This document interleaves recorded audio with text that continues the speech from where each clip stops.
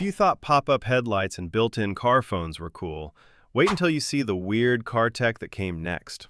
And if you missed part one, check it out from the I button, because some of those old features were legendary. First, cornering headlights. Before modern adaptive headlights became common, some older cars had lights that actually turned with the steering wheel. So when you turned into a dark road, the lights helped you see around the corner.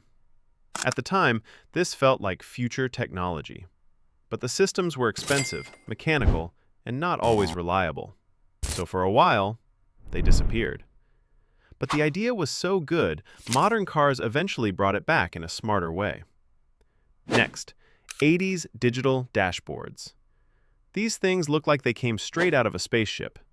Instead of normal gauges, some cars had glowing digital speedometers, electronic fuel readings, and warning displays. But there was one big problem. They were expensive to repair, hard to read in bright sunlight, and when they failed, the whole dashboard could go dark. So automakers slowly went back to simpler gauge designs. And then there were swivel seats. Some older cars had front seats that could turn toward the door, making it easier to get in and out. Honestly, this was actually useful, especially in big luxury cars. But as car interiors changed and seats became more complex with airbags and sensors, swivel seats slowly disappeared from most normal cars.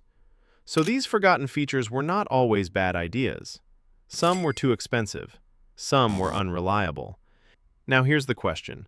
Which forgotten car tech should make a comeback?